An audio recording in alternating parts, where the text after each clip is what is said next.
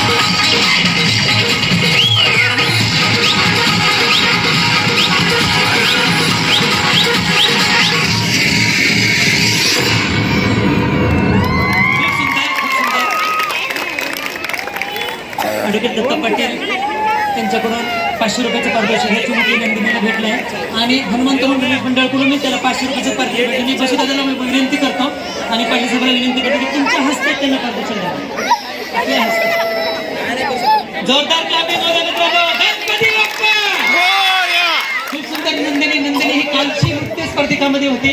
परीक्षकांनी आम्ही त्यांना 6 मुलींपैकी काढलं होतं. नंदिनी खूप छान भेटलं, खूप छान, खूप सुंदर. आणि